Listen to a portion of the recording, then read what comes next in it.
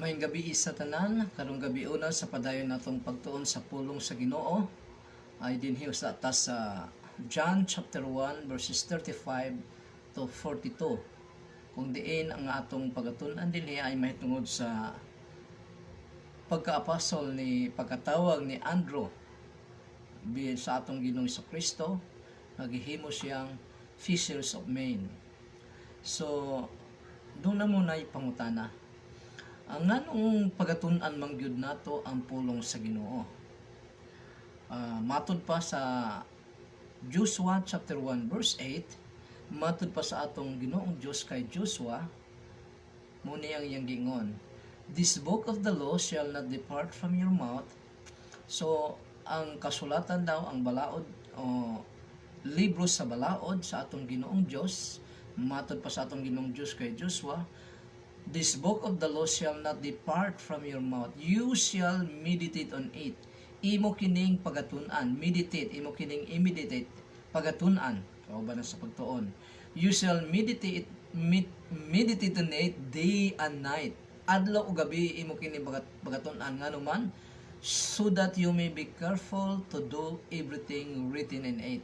Para daw careful si Joshua o ang tanan nga mga Kristohanon ngayon sa New Testament, dahil ang original nga gisulatan na ani ay si Joshua sa Old Testament, katawhan tao sa atong Ginoong Dios karon sa New Testament, ang tanang mga Kristohanon mao ni ang community, mao ni ang katawhan sa atong Ginoong Dios. You shall meditate on it day and night, nganuman, so that you may be careful to do everything written in it. Para daw careful ang usa ka Kristohanon o si Joshua nga mag-apply, magabuhat sa tanan nga nahisulat niini sa written word of God, so that you may be careful to do everything, dili partial kundi everything written in it, then you will be prosperous and successful. So ang pagtuon sa pulong sa Ginoo gisugo sa atong Ginoong Dios para ang natun-an nato nga pulong sa Ginoo ay ma-apply nato. Careful kita sa pag-ubi niini. Ay dayon mo resulta ang prosperity ayon sa mga mata sa atong Ginoong Dios ug ang success nga ayon sa mga mata sa atong Ginoong Dios. Successful ang usa ka tawo nga naga-apply sa pulong sa Ginoo nga iyang gitun-an. So balik ta sa John chapter 1 verses 35 to 42, kung saan makita nato din si Andrew kung paano siya nangisda sa mga tao para sa atong Ginoong Dios. Matud pa sa verse chapter 4 verse 35, kini ang gingon sa Binisaya nga translation. Sa pagkasunod adlaw, didto na usab si Juan uban sa duha niya katinun-an. Kinsa kini nga Juan? Si Juan Bautista. Juan magbubunyag, dili si John the Beloved nga human author sa the Gospel of John.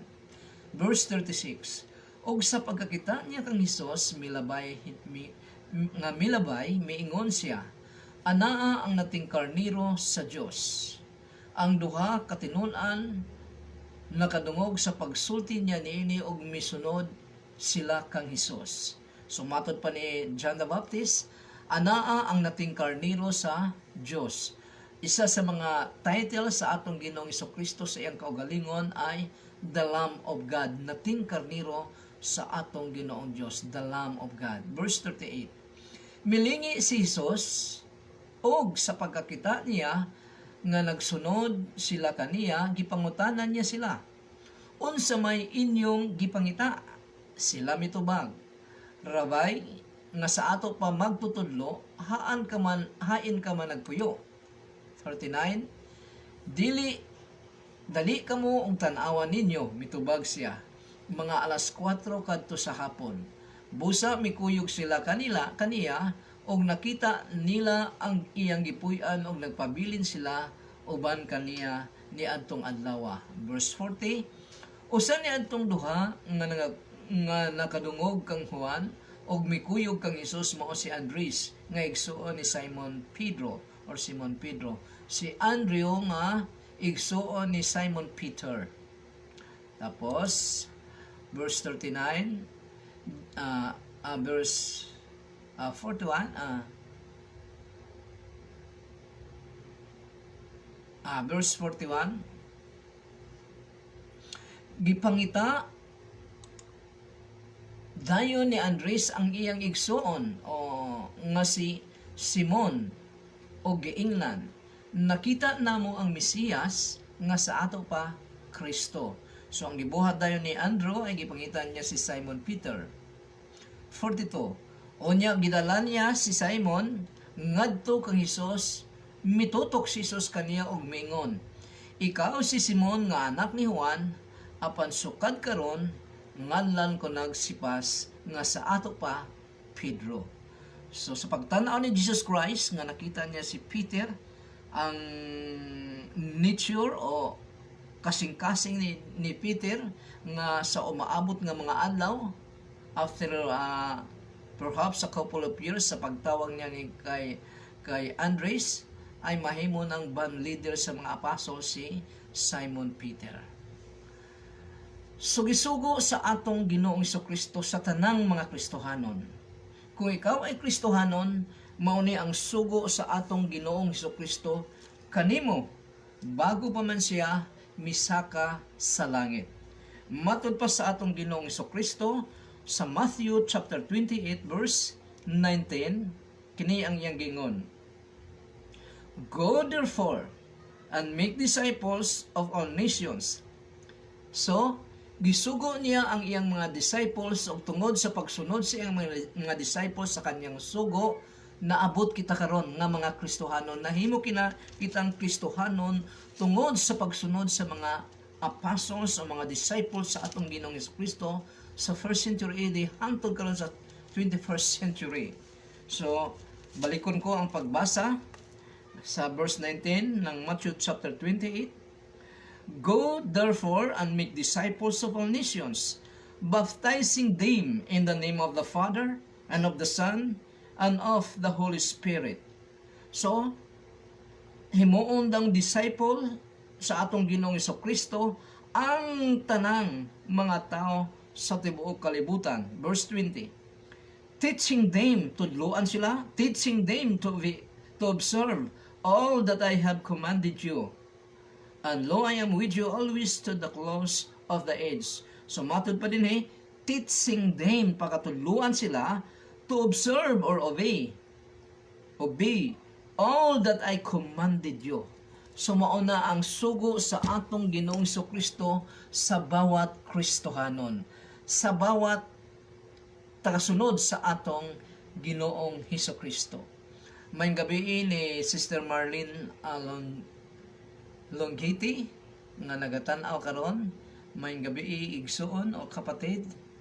So pero most of the time kadalasan man god ang mentalidad sa usa ka Kristohanon, labi na og gamay pa iyang dili pa kataas kayo malalim ang iyang natun-an sa pulong sa Ginoo, most of the time siya ay inadequate to tell people about Jesus for wrong perception of witnessing.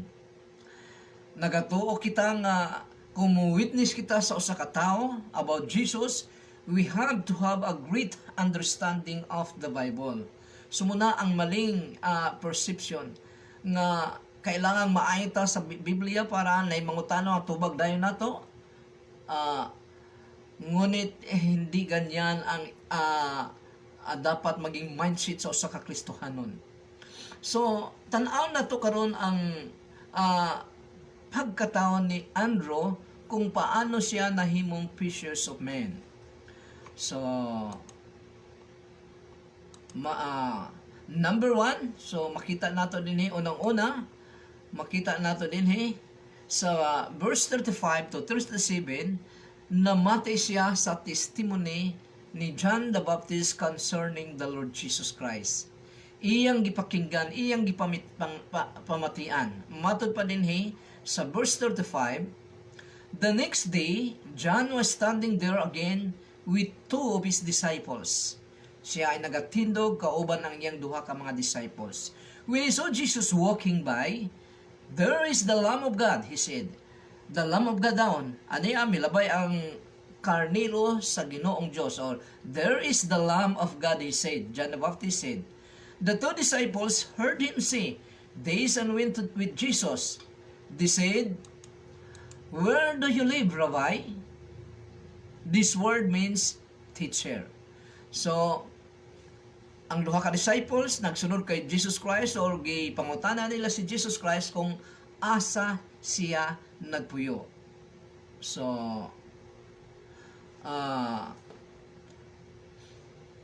matud ko pa kanina, isa sa mga title sa atong Ginoong Kristo ay Lamb of God. Nganong Lamb of God man si Jesus Christ?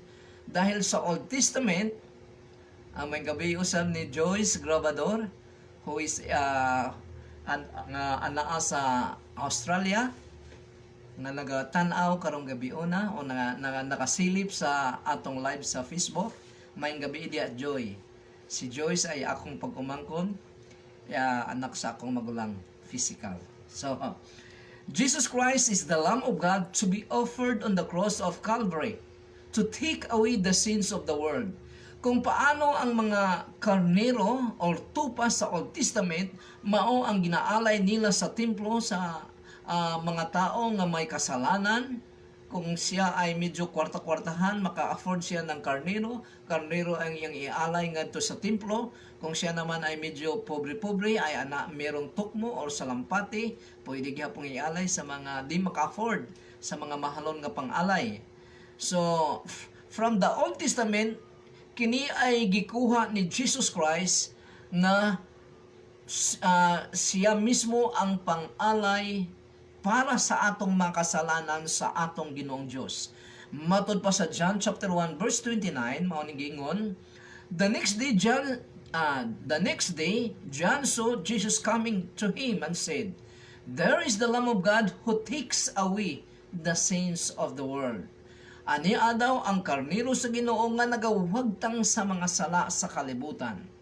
Nagatangtang sa sala sa kalibutan. Og sa pagkabati ni Andrew ay misunod dayon siya according to verse 40. John chapter 1 verse 40. One of them was Andrew, Simon Peter's brother. So tanawon sa nato karon ang ministry ang trabaho ni John the Baptist. Bilang gipauna sa atong Ginoong Dios nga matao kay Jesus Christ para mag-andam sa mga kasing-kasing sa mga Israelita. Matod pa sa Isaiah chapter 40 verse 3, Isaiah chapter 40 verse 3, muni ang giingon, may usa ka singgit nga nabati pag-andam og dalan alang sa Ginoo didto sa kamingawan. Himuan ninyo ang dalan didto sa desierto alang sa atong Dios. So most of gideklara din ni sa verse 3 ng Isaiah chapter 40 ay figure of speech nga kung saan na-realize kini, na-fulfill kini sa pagkataas sa katauhan ni John the Baptist nga siya daw ay mag-andam sa dalan sa Ginoo. Himuon daw ang dalan sa Ginoo dito sa desierto nga maayos. Paano kini himo ni John the Baptist? Pinaagi sa pagtudlo niya kay Jesus Christ sa katawhan sa Israel, sa pag-andam sa kasing-kasing, pinaagi sa teaching sa pulong sa Ginoo ngadto sa katawhan sa bansang Israel. John chapter 1 verse 23, muni ang giingon ni John the Baptist, si Juan mitubag pinaagi sa mga pulong ni propeta Isaias. Nganong giingon man dinhi dahil nagpadala ang mga Parisiyo, mga pari sa ilang mga tao para sukit-sukiton si John kung kinsa bagid siya.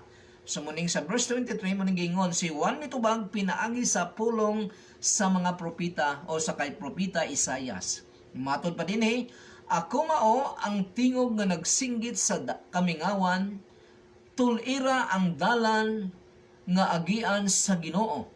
So tuliron daw ang dalan nga agian sa Ginoong Hesukristo o sa Ginoo pinaagi sa pagtudlo ni John the Baptist sa bansang Israel o sa mga tao, sa mga Hudiyo, mahitungod sa atong Ginoong Kristo, mahitungod sa pulong sa Ginoo nga nakasintro na sa atong Ginoong Kristo. O usana ni ini si Andrew nga naka-benefit sa ministry ni John the Baptist concerning teaching ministry. Muna nga hearing the testimony of John the Baptist about Jesus, Andrew never hesitated to draw more closely to the Lord. He followed and stayed together with Jesus. So, John the Baptist know the Lord Jesus as Messiah, the Anointed One, because the Father revealed to him in some special way. So, nahibalaan lamang bisag si John the Baptist o si the Lord Jesus Christ o nga atong Ginoong Kristo ay magpinsan, ngunit wala tayong mababasa nga doon na sila ay communication sa ilang kabataan. Nahibawaan lamang ni John the Baptist kung kinsa si Jesus Christ tungod kay kini gi-reveal sa Diyos Amahan ngadto kaniya samtang more or less gibaptize niya si Jesus Christ. Matod pa sa John chapter 1 verses 32 to 33, mauni ang gingon. Kini ang pagpamatuod ni Juan, John the Baptist. Wala ako makaila kung kinsa siya apan ang Dios nga nagsugo kanako aron magbunyag pinaagi sa tubig miingon kanako. Makita mo ang espiritu nga mokunsad og magpabilin diha sa usa ka tawo. Siya mao ang magbunyag pinaagi sa Espiritu Santo. Unya nakita ko ang espiritu nga mikunsad gikan sa langit sama sa pagtugdon sa usa ka salampati o mipabilin kini kaniya. Verse 34. Nakita ko kini og sultihan ko kamo nga siya mao ang anak sa Dios o siya mao si Jesus Christ. So kung wala isulti sa God the Father, i-reveal ngadto ka John the Baptist, mahitungod kang Jesus Christ nga iyang pagabunyagan, dili gayud niya mailhan si Jesus Christ.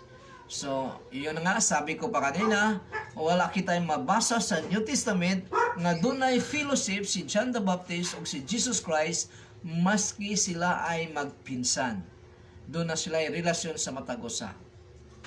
Yun na nga na, it is impossible to testify a thing or a person you never know or experience. So kung wala mo na ilhi ang usa ka tao, lisod, murag lisod gi kayo imo siyang paila sa uban dahil ikaw mismo wala mo man gani mailhi. Witnessing of the Lord Jesus Christ or witnessing in any kind is a personal experience. Dili kay nadungog lamang. Katugayong personal mo nga nahibalaan kung sino siya, mao gina ang dapat sa usa ka Kristohanon nga mag-witness sa atong Ginoong Kristo. Nakilala mo man siya pinaagi sa written word of God or sa imong experience dahil sa pagtuon mo or experience dahil sa pagka mainampuon mo sa atong Ginoong Dios. Parehas ra gihapon nga sa usa ka negosyante. Paano mo i-business ang imong produkto kung wala mo mailhi ang imong produkto? Kinahanglan nga alam mo ang imong produkto para kaya mo kining i-market. So maura gyapon na kung ikaw ay mag-market sa atong Ginoong Kristo, isip Dios sa imong kinabuhi, gamanan sa imong kinabuhi. Kailangan kilala mo ang atong Ginoong Kristo through the written word of God, through the scriptures, o sa imong experience ngadto kaniya. How can a person say that God is good, powerful, merciful, gracious, etc. when he never experienced it? Matod pa sa Psalms 34 verse 8, matod pa sa Psalmist 34:8, mao ni ang gingon, taste and see the Lord is good. Taste and see the Lord is good. Blessed is the man who takes refuge in Him. So, malipayon daw, tilawi ug tan-awa nga ang atong Ginoong Dios ay maayo. Mapalad ang tao nga gihimo niyang refuge ang atong Ginoong Hesukristo. Mayo sa ka sugilanon nga matud pa sa usa ka tawo nga may dala-dala siyang may kinain siyang orange o pagkain niya sa orange, matod pa niya sa iyang abay nga, nakahibalo ka ba unsay lami sa akong orange nga gikaon, kini ay tamis ba o aslom? Matod pa sa iyang abay nga, paano ko malalaman kung tamis ba na o aslom nga wa man ko makatilaw ni ana? So ingon usab ni ana mahitungod sa atong Ginoong Dios. Matod pa sa iyang written word through the psalmist, Psalms 34 verse 8, taste and see the Lord is good. Blessed is the man who take refuge in Him. So tilawi una, experience muna, tun-i muna ang atong Ginoong Dios bago ka makaingon nga siya ay maayo, siya ay gamhanan, siya ay anaa ang katangian bilang Diyos kung siya ay maranasan mo personally. So unsa pa ang karakteristik ni Andrew bilang fishers of men? Unang-una ay siya ay nagatuon, nag-stay diha sa ato, nagapamati sa atong Ginoong Hesukristo. Iya gayong gitun-an ang atong Ginoong Hesukristo pinaagi sa tudlo ni Apostol ni John the Baptist na mao ang iyang discipler. Ikaduha, he followed and stay with Jesus. Siya ay misunod o nagpabilin sa presensya sa atong Ginoong Hesukristo. Followed and stay with Jesus. Mao na ang giingon sa verse 38 ng John chapter 1 ngadto sa 39. Matod pa niini, Jesus learned, so they following him and asked, "What are you looking for?" They answered. So, kinsa may inyong gipangita? Matod pa din, hey, where do you live? Matod pa nila ni Andrew, where do you live, Rabbi? This word means teacher. Verse 39, come and see. He answered, the Lord Jesus answered, it was then about 4 o'clock in the afternoon, so they went with him and saw where he lived, and spent the rest of the day with the Lord Jesus Christ. So after listening about Jesus, through pinagi kay John the Baptist, Andrew asked what he heard by following and even staying with the Lord Jesus Christ. Matapos niyang mapamatian through John the Baptist, may tungod sa atong Ginoong Hesukristo, nung milabay si Jesus Christ, duol kanila, misunod dahil siya, o wala lamang musunod, kung dili mistipa sa presensya sa atong Ginoong Hesukristo. This is the best thing Andrew done for himself, following and staying with the Lord. The Lord immediately asked him, what do you want? Unsa may inyong kinahanglan nga nung misunod man kamo kanako? Of course, the Lord desires, ginusto gayud, gusto sa atong Ginoong Hesukristo nga ang tanang katawhan nga iyang binuhat must follow Him to become His disciples. Muna ang kagustuhan sa atong Ginoong Hesukristo dahil mao na ang gisugon niya sa Great Commandments nga atong gibasa kanina. Matod pa niya sa iyang mga disciples, go into the whole world and make disciples. Himuang tinunan ang tanang mga tao sa tibuok kalibutan. Paano sila mahimong tinunan? Teaching them to obey everything I have commanded you. Tudluan mo sila sa tanang mga butang na akong gitudlo kaninyo para sila ay mamahimong kagaya usab ninyo. Sisugo ka na niya sa tanang mga tao sa tibuok kalibutan. Pero ang atong Ginoong Hesukristo dili man mamugos. He desires, but dili kanya pugson. Kinahanglan nga ikaw ang willing mismo nga musunod sa atong Ginoong Hesukristo. He didn't want also the people would follow him without understanding of what they are doing. Kailangan alam nila kung nganong musunod sila sa atong Ginoong Hesukristo.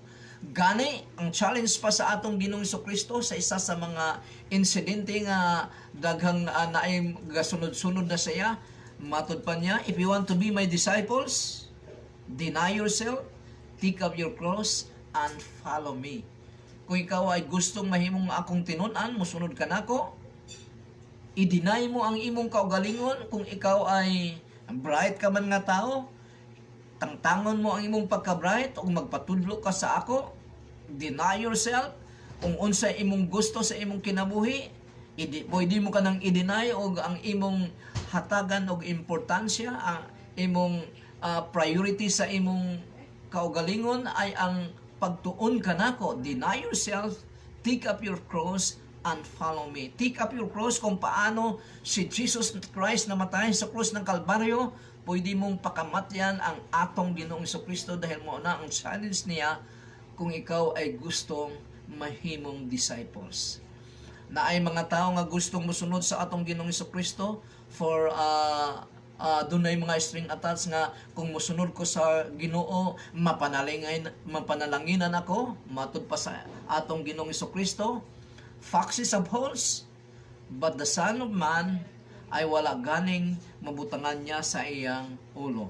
Hangtod nga namatay ang atong Ginoong Kristo nga bisan ang alubnganan nga iyang gibutangan sa iya ay dili iya kung dili hinatag lamang nila ni Jose Arimatea.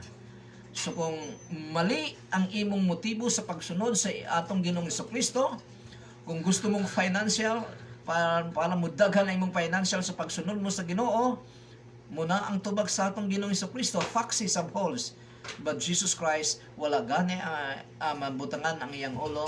Ibig sabihin nga gi-rebuke niya ang motibong ingon ni ana. Totoo nga kung mosunod kita sa atong Ginoong Kristo ay mo prosper gayud ang atong kinabuhi, pero dili nakasentro sa kwarta kung dili nakasentro sa espiritual ug muuba na kana ang mga financial, material nga mga butang. Pero unang-una, ang priority sa atong Ginoong Kristo nga iyang gipakamatyan mao ang atong mga kasalanan nga mahawas kita sa atong pagkakasala og mo-refine kita og mosunod sa values sa atong Ginoong Kristo. So that is why the Lord Jesus Christ used a parable of planning to clarify the cost of following Him. Giklaro din niya sa mga tao nga dapat mosunod sa iya, nga nagustong mosunod sa iya, nga mauni ang inyong mahiaguman kung kamo ay mosunod kanako. Sa Lucas chapter 14 verses 28 to 30 mauni ang gingon. Lucas chapter 14 verse 28 to 30 og 33. Kung usa ka ninyo naglaraw og turi, naglaraw pagtukod og turi, tun-an una ninyo kini og iyang bana-banaon pila ang magasto anon pagsuta kung may igo ba siyang salapi. May igo ba siyang salapi nga ikapuhunan niini. Kay kon, verse 29, kay kun dili kini niya buhaton unya dili mahuman ang turi tapos niya ikapahimutang ang patukuranan, biay-biayon unya siya sa tanan. So kung magbuhat daw og turi or balay, tun-an niya kini kung bana-banaon niya kini kung doon na bagi siya panggastos ikahuman niini kay basig dili unya niya mahuman ang iyang balay puro lang skeleton. Kung bakal makini ay tayaon lang, kung kahoy ay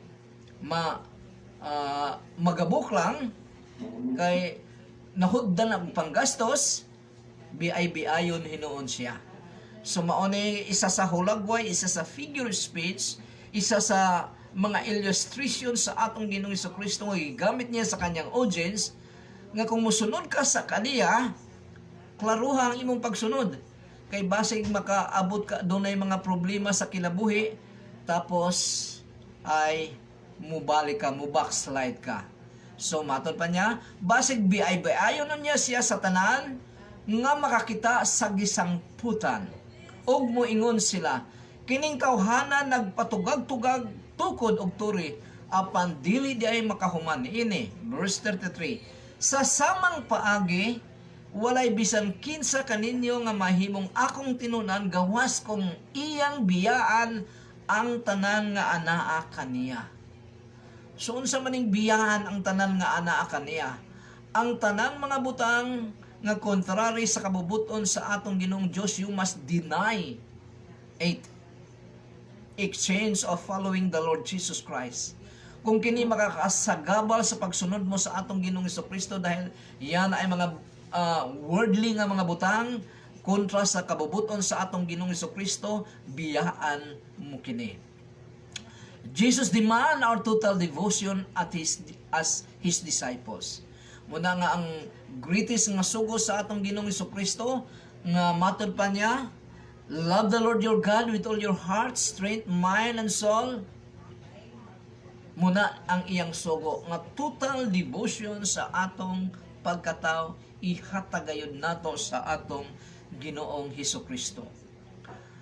Nga kung kini naman ang atong buhaton ay patsada ang kinabuhing Kristohanon.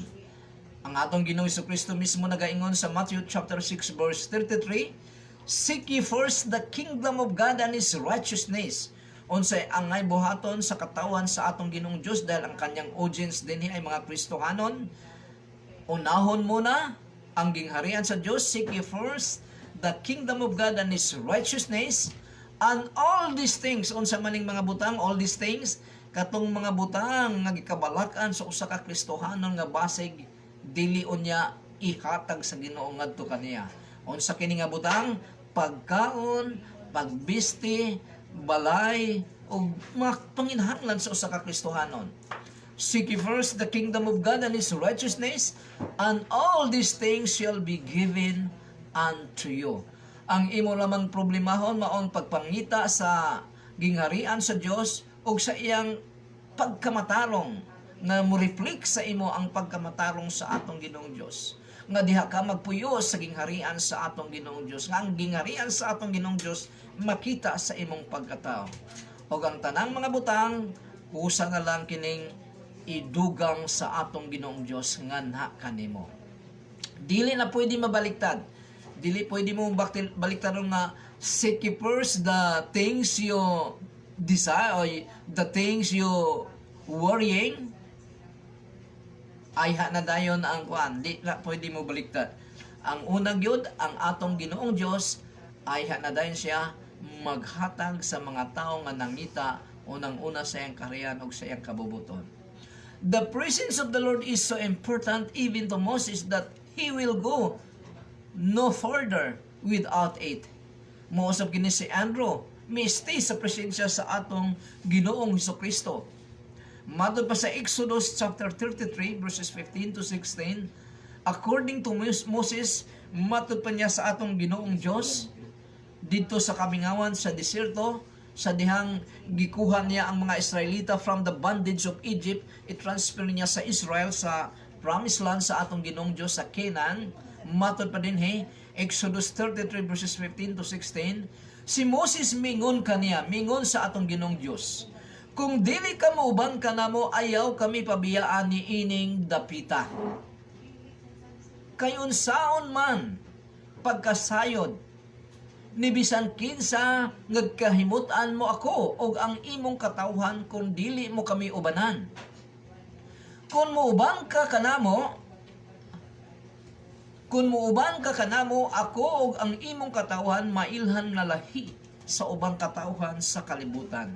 Yun ang sinabi ni Moses. Nga ang presensya sa atong Ginoong Dios mauni ang mag-differentiate sa mga tao nga walay presensya sa atong Ginoong Dios. Importante kaayo ang presensya sa atong Ginoong Dios dahil mauni ang distinguishing mark between them and other people. Nga lahi ra gyud ang mga tao nga anaa sa presensya sa atong Ginoong Dios. Lahi ra gyud ang mga tao nga giubanan sa atong Ginoong Dios, gihatagag pabor sa atong Ginoong Dios. When the apostle Peter and John were brought to the Sanhedrin for interrogation, they showed extra courage that the Sanhedrin admit the difference of a person nga naa kauban sa atong Ginoong Hesukristo. Madto pa sa Acts chapter 4 verse 13, sa dihang gipatawag sila ni Peter o ni John para ay interrogate, pangutan-ong kung nganong ingon ni ana ang ilang gipamuhat. Matod pa din sa verse 13 ng chapter 4 ng Book of Acts, ang mga sakop sa labang hukmanan. So ang Sanhedrin mao ni sa kapanahonan sa atong Ginoong Hesukristo sa iyang mga apostolis, mao ni ang labang hukmanan sa Israel, composed of 70 or 72 people nga kung saan sila ang mujad sa dagang sa bansang Israel, sa nation of Israel. They are spiritual dahil sila ay gikan sa mga pare, sila ay mga pare kung saan pinakahid sa Sanhedrin ang mao ang high priest o iyang mga kauban, mao na sila ang magpadagan sa bansang Israel. So gipatawag sila sa Sanhedrin. Ang mga sakop sa labang hukmanan natingala sa gipakitang pagka mainisogon ni Pedro og ni Juan og sa ilang nasayran nga kining mga tawhana si Pedro ug si Juan wala di ay makaeskwela sa insaktong eskwelahan. Og nasayran nila nga mga kauban di ay sila ni Jesus kaniadto. Dahil sila ay mga apostles man ni Jesus Christ. Wala sila maka-eskwela pero grabe ang ilang courage. Grabe ang ilang mainisugon nga nagtubag sa Sanhedrin. Pero wala sila maka-eskwela. Pero ilang nakita sa Sanhedrin nga sila ay mga kauban ni Jesus Christ dahil sila mga apostles ni Jesus Christ. So munang Peter and John declared in the presence of their interrogator that they will obey God rather than. Sa verses 19 to 20, pagkauman sa interrogation, mauni ang declaration ni Peter and John sa Sanhedrin. Apan si Pedro ug si Juan, mitubag sa labang hukmanan. Hukmi ninyo, hain may matarong sa tubangan sa Dios ang pagsunod ba sa inyong sugo o sa sugo sa Dios. Kay dili kami makapugong sa pagsulti sa amo gayong nakita og nadungog mahitungod sa atong Ginoong Hesukristo. They are proclaiming the Lord Jesus Christ. Munang gisugo sa hukmanan sa Sanhedrin nga ipahunong na sila muning tubag dayon nila ni John and Peter nga di mas sundo nila ang sugo sa Dios kaysa sugo sa labang hukmanan sa bansang Israel. To follow and to be with the presence of the Lord make the difference of testifying or not testifying the Lord to others.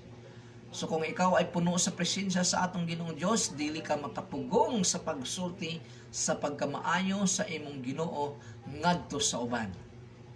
So unsa pay laing karakteristik ni Andrew nga nahimo siyang fishers of men?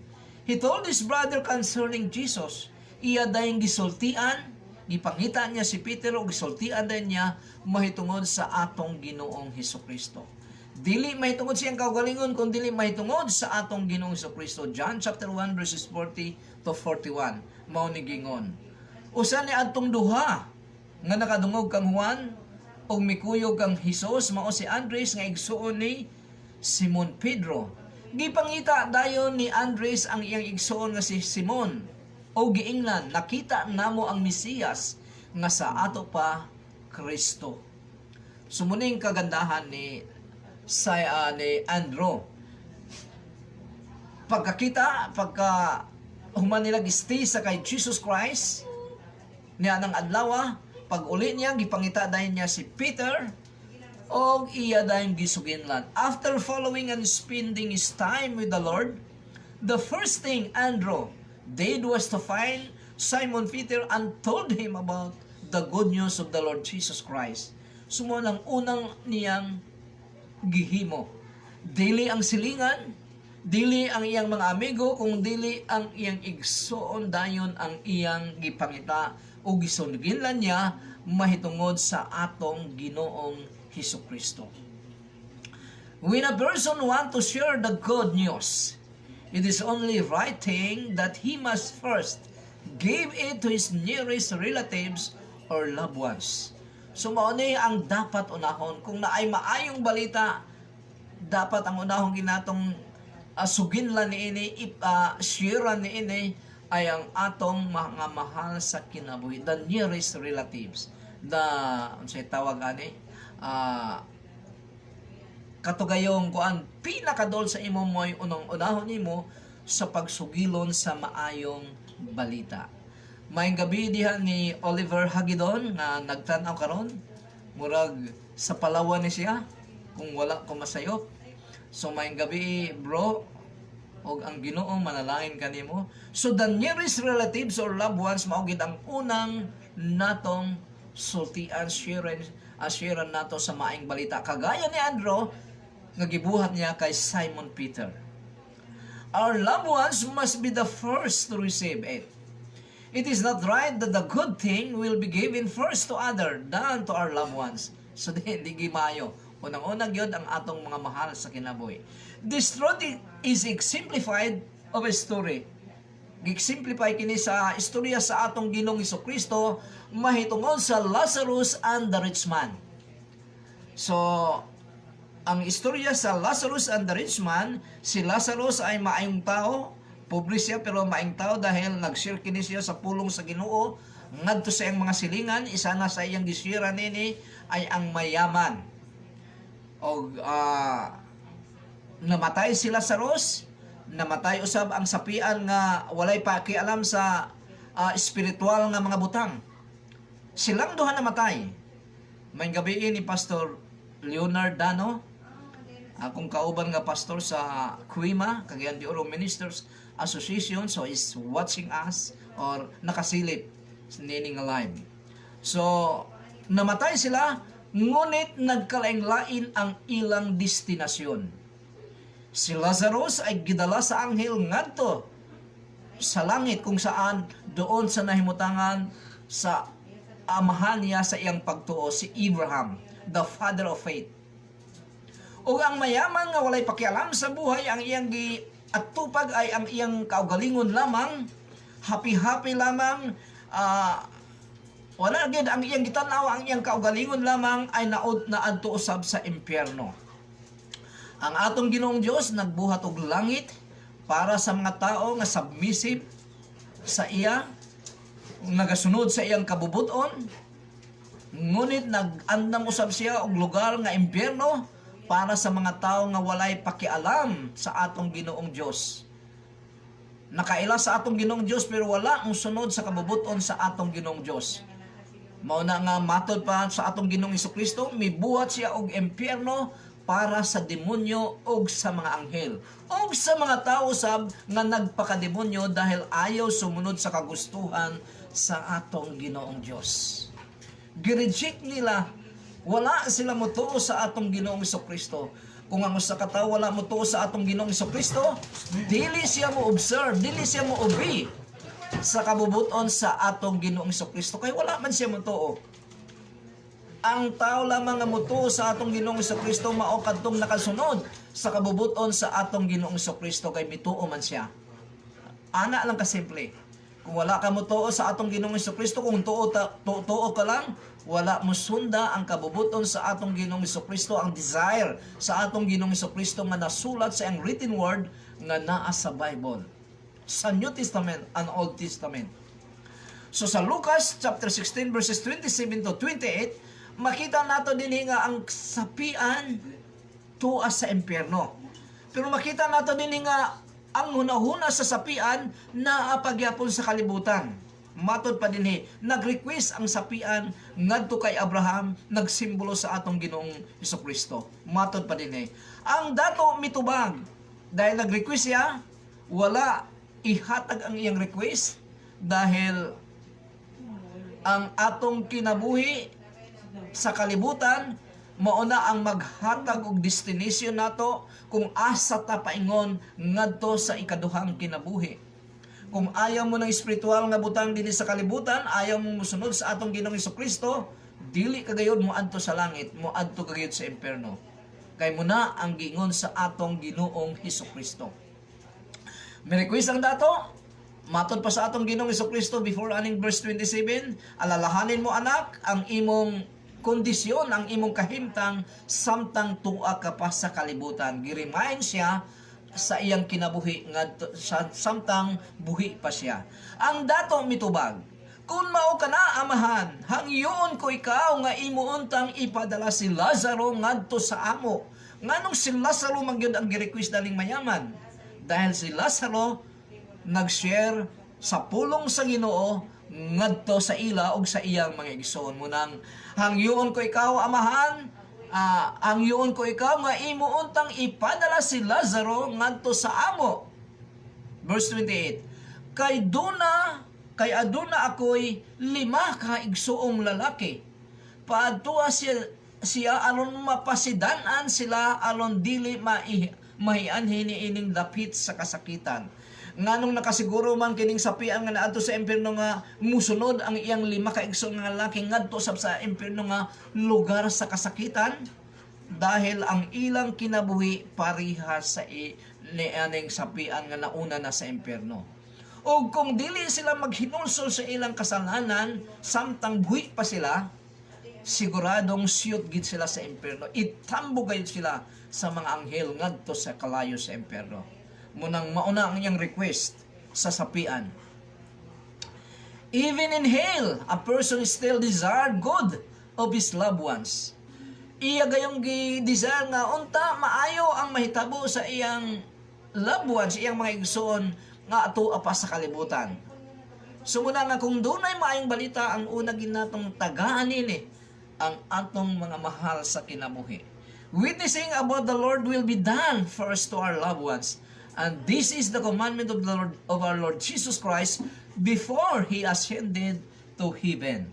Bago makyat ang atong Ginoong Kristo o nagalingkod sa tuo sa Diyos Amahan, gibinlan niya ang iyang mga disciples niini nga tagubilin, niini nga sugo. Acts chapter 1 verse 8.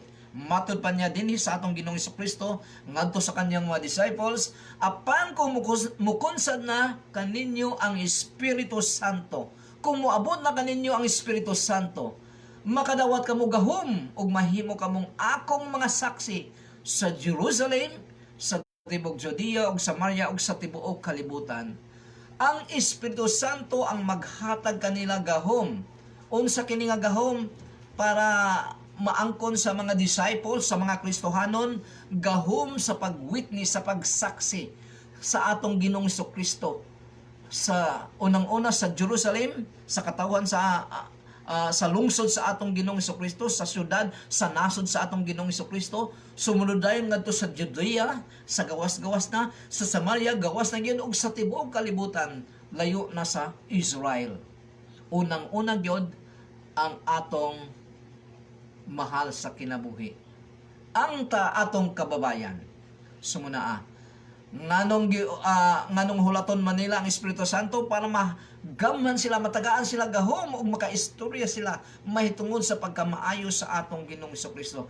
That is the first nga priority nga nung naa ang Espiritu Santo natong mga Kristohanon para mahimo kitang witness ngadto sa uban sa wala pa relasyon sa Ginoo. O kadto ba kahang mga tao mga nakatilaw na sa pagkamaayo sa Ginoong Dios pero wala pa nila kaayo na tunig yun, wala pa kaayo nila na nahibaw o na naila ang atong Ginoong Kristo, nag-abot ang grabe nga problema, ni backslide sila. So mahimutang witness, tagaan kitag kaisog sa Espiritu Santo para mo deklara sa pagkamaayo, sa pagkagamhanan, sa pagka-compassionate sa atong Ginoong Diyos, sa atong Ginoong Kristo. Mao na ang first nga gipakita sa atong Ginoong Kristo nganong gipadala niya ang iyang Espiritu Santo. Helper, encourager ang Espiritu Santo, guide kanato ug nagatudlo kanato mahitungod sa pulong sa Ginoo. Naga-enlighten, dili naga-reveal kung dili naga-enlight, dahil ang revelation ay naana ang pulong sa Ginoo para mas masabtan pa. Dili revelation ko, dili ma-enlighten pa kita sa written word of God og ato gayong masabtan para atong mai-apply sa atong tagsa-tagsa ka pagkatao. Lain pang karakteristik ni Andrew bilang fishers of men, he brought his brother to Jesus. Wala na naman niya pangitaan, gidala niya si Simon Peter ngadto sa atong Ginoong Hesukristo. May gabi ni Pastor Dindin Mifanya nga nagasilip sa ato karon sa nining live naa sa Patag, Cagayan de Oro City. May gabi, Pastor. Kita-kita taugma. He brought his brother to Jesus. Iyang gidala ang si Peter ngadto sa atong Ginoong Hesukristo. John chapter 1 verse 42. Unya gidala niya si Simon ngadto kang Hesus. Mitutok si Jesus kaniya ug mingon, ikaw si Simon nga anak, Simon nga anak ni Juan. Apan sukad karon nganlan ko nagsifas nga sa ato pa Pedro. Sipas nga sa ato pa Pedro or rock. The rock. After testifying about the Lord to his brother, Andrew second mob was bringing Peter to the presence of the Lord. Muning pinakapatsada. Giimbitan niya, gidalagin niya. Physically. Dili kay espiritu lang ang gidala, kundi physical nga gidala niya si Peter ngadto sa tilan sa atong Ginoong Hesukristo. Our primary work being Christians to the unbelievers is to witness Christ to them. Then the Holy Spirit will open their heart to respond our testimony. Muna na kasimple, dili ta magdamgo pa nga mahimutang bright kayo. Ang kailangan lamang nato ay isulti ang written word of God ngadto kanila. Ang Espiritu Santo na bahala ang magpasabot nini, mag-convict nini sa usa ka tawo. Muna ang gihimo ni Apostle Paul ngadto sa kay Lydia sa Acts chapter 16 verse 14. Si Lydia ay isa na ka taong nagtuo sa Ginoong Diyos sa Old Testament, pero wala pa niya mailhi ang atong Ginoong Hesukristo. Mayang gabiin ni Bunani Rex, amo ning silingan, pero more or less to asya karon sa Libertad, Misamis Oriental. Mayang gabi Bon, si Bon Madeni. Si Bon Madeni among silingan si Bon Deni. Bunani Rex. Say. Acts chapter 16 verse 14 mao ni ang gingon. Usa ni adtong namati kanamo matud pa ni Dr. Locke, the human author of the book of Acts. Usa ni adtong namati kanamo mao si Lydia nga taga Thyatira. Nga namaligyag panapton nga dagtom pula. Mahadlokon siya sa Dios ug ang Ginoo nag-abli sa iyang kasing-kasing. Kinsa kini si Lydia, mahadlokon na siya sa Dios. Ganin ining panahon na kini ang panahon sa prayer alas 3 ng hapon si Apostle Paul kauban sila ni Dr. Lucas ug uban pang mga kauban niya sa missionary journey miadto sa prayer place sa mga Hudiyo ug nagwali si Apostle Paul dito mahitungod sa atong Ginoong Hesukristo. Mahadlokon na daw kini si Lydia sa Dios. Pero giablihan ang iyang kasing-kasing, giablihan pa iyang kasing-kasing sa atong Ginoo aron sa pagdawat sa mensahe ni Pablo. So ang Espiritu Santo nagbukas sa kasing-kasing ni Lydia para mas makita niya ang pulong sa Ginoo labi na gyud sa atong Ginoong Hesukristo para madawat ang mensahe ni Apostle Paul. Bisag unsa ka bright sa usa ka Kristohanon, grabe siya og wisdom, magtudlo sa pulong sa Ginoo, maliban kung dili kumilos ang Espiritu Santo ni anang iyang gitudloan, sarado ang iyang kasing-kasing. Ang Ginoo ang nagabukas sa kasing-kasing sa usa ka tawo para makita niya ang pagkamaayo sa atong Ginoong Hesukristo sa iyang kinabuhi.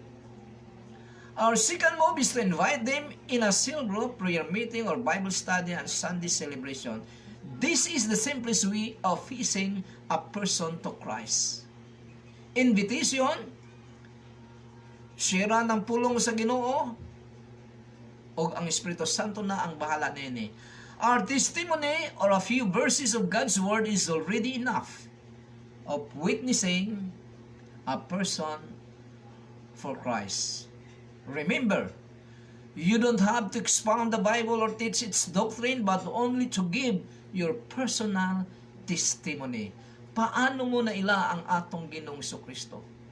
Paano mo na masabi na siya ay gamhanan sa imong kinabuhi? Na-experiensyahan mo na ba kini? Paano ba masabi nga maluluyon siya? Naranasan mo na ba ang pagkamaluluyon sa atong Ginoong Kristo? Through His written word and through personal nga experience gayon? Paano mo siya masabing gamhanan siya? Kung ikaw ay nanginahanglan, gitubag ka ba ang imong panginahanglan sa atong Ginoong Diyos through Jesus Christ? Saka mo lamang ma-share ang imong experience ngadto sa uban kung kini ay personal mong naranasan. And also, importante kayo ang written word of God dahil diha makapanglihok ang Espiritu Santo sa usa ka tawo matapos nilang madungog ang pulong sa atong Ginoong Dios. Do you want to be like Andrew? Then make your move. Yun na nga na simple lang ang gibuhat ni Andrew. Unang-unang gibuhat ni Andrew, namatay siya kay John the Baptist, may tungod sa pagtulunan, may tungod kay Jesus Christ. Pangalawa, misunod na gid siya og miisti sa presensya sa atong Ginoong Kristo. Pangatlo, gipangita niya ang iyang igsuon na kung saan para i-share niya ang maayong balita nga iyang nahikaaplagan ngadto sa atong Ginoong Kristo. O wala lamang niya gini-share, gidalagay niya physically si Peter ngadto sa atong Ginoong Kristo. Mao nang matod pa ni Peter sa atong Ginoong Kristo, dili na sipas ang imo ngalan kung dili Pedro na. Dahil nakita sa atong Ginoong Kristo ang kasing-kasing ni Pedro nga siya gayud ang mangulo, siya gayud ang ban of the 12 apostles. Siya gayud ang mulunod patay sa atong Ginoong Kristo. Bisag gilimod niya ang atong Ginoong Kristo makatulo, pero mibalik gihapon siya sa atong Ginoong Kristo. That is why his name was changed to Peter, from Cephas to Peter, the rock. Siya ang bato nga masaligan sa atong Ginoong Kristo. But without the Lord Jesus Christ, without the Holy Spirit, normal nga tao si Apostol Pedro. Wala, mangingisda lamang siya. Pero dahil sa Espiritu Santo, dahil sa atong Ginoong Kristo, si Pedro, si Andrew, ay nahimong maisugon, nahimong maabilidad tungod sa Espiritu Santo nga nagahom kaniya. So din hinro kita kutob mga igsoon, mahitungod sa pagtalakay nato sa pagkatao ni Andrew, kung saan nahimo siyang fishers of men. Salamat sa tanan nga nakadalikyat og tan-aw, nakasilip sa atong live karon dinhi sa Facebook. Kung gusto nyo pang padayon pa nga makatanaw o makapamati mahitungod sa pulong sa Ginoo nga akong gina-share sa Facebook, dahil sa Facebook ay kadugayan kini ay burara nila ila kining i-erase. So kung moadto mo sa YouTube, ang akong personal channel dito ay Edwin Makahilos. I-type mo lang Edwin Makahilos o i-click mo lang, so makita mo na ang akong personal channel sa YouTube. So maayong gabi sa tanan.